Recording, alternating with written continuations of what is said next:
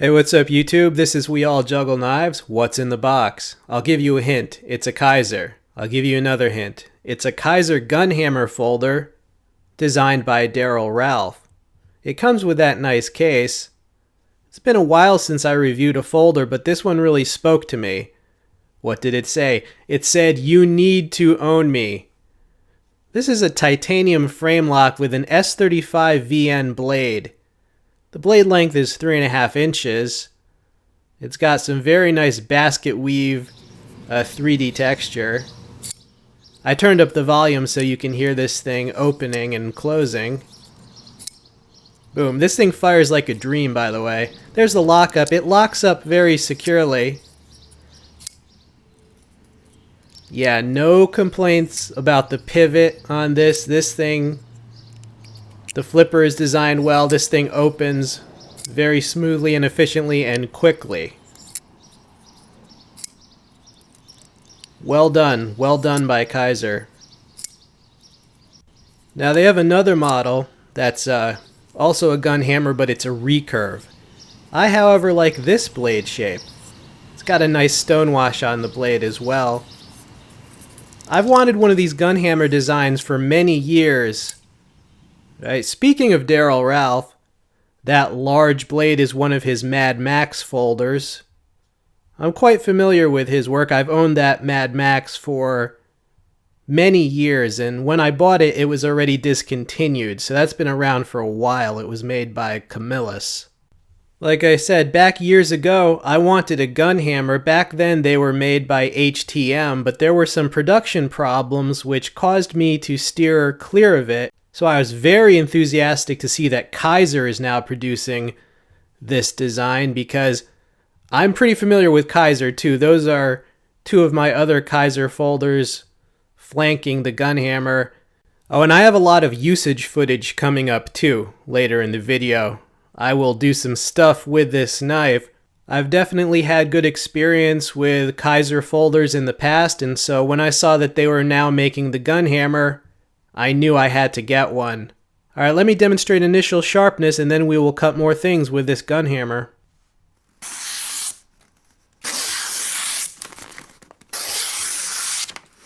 Yeah, it came very sharp.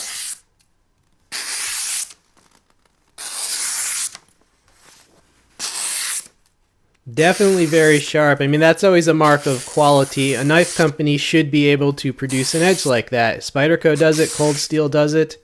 And Kizer does it too. Alright, let's go crazy on some cardboard. Alright, so here it is now. Keep in mind, me personally, I never use a folding knife as a box cutter or a utility knife. But I have spoken to representatives from Kizer, and they really like it if reviewers will show some usage. Even if it's like a fancy, expensive, collectible knife, they really love it if you show usage. Alright, I mean, I can cut cardboard if you know, I like their company, so alright, I'll throw a dog a bone. I can cut some cardboard. It really doesn't take a lot of skill to cut cardboard. You know, it's occurred to me I could just hire a bum off the street if people just want to see cardboard cut. Alright, you don't need knowledge of cutlery to cut cardboard, but okay. People like to see a guy sweating and working hard as they're sitting at their computer, so here I am in frickin' 85 degrees, humid, cutting cardboard for you. So yeah, I mean, you can cut cardboard. I suppose if I, for some reason, did not have a utility type knife around with me, you know, I suppose theoretically I could use a expensive folder as a cardboard cutter.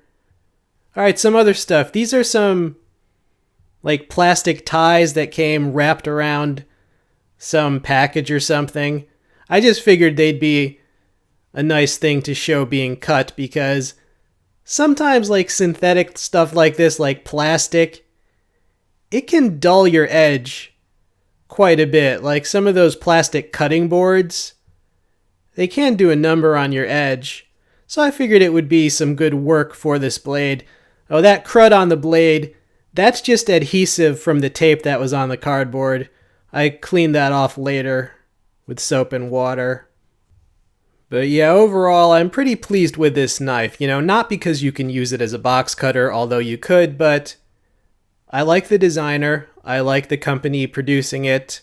It got stuck on the little sharpening choil there. But I like the designer. I like the manufacturer. I really love that basket weave handle texture they got there.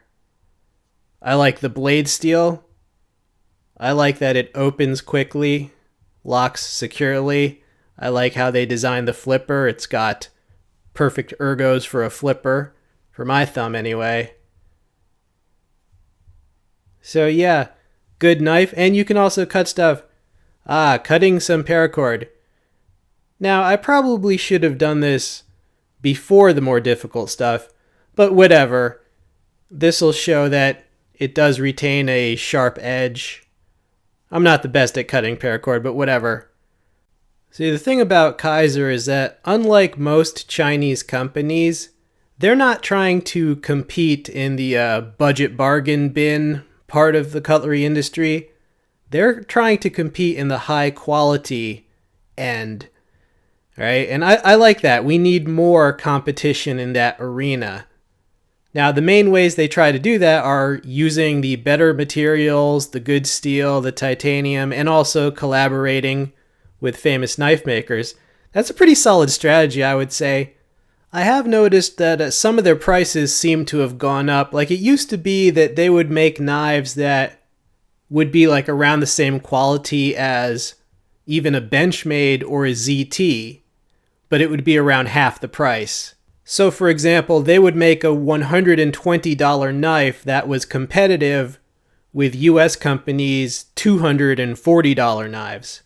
But I have noticed, yeah, the prices seem to have gone up a bit on some of their knives, so they're no longer like hugely underpricing some of the competition, at least not with this model.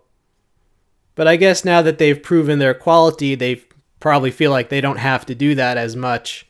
All right, well, you know, that's valid. People will definitely buy this. People who go to this price range normally, they will definitely like this. I can tell. I mean, a lot of collectors like Kizer. As for my opinion on this model, it's kind of a convergence of positive factors. You know, it's like a perfect storm. Like I said, the designer, the manufacturer, the way they did the flipper, the pivot, the blade shape, the steel. That's why this is one of the few folders that I have shown recently, because a lot of folders just don't really do it for me anymore, but this one certainly did. The initial sharpness was good too. The stonewash is attractive. The lockup was rock solid. So yeah, all of the above. That's why I like this knife. I hope you enjoyed seeing it. This has been We All Juggle Knives. I'm out.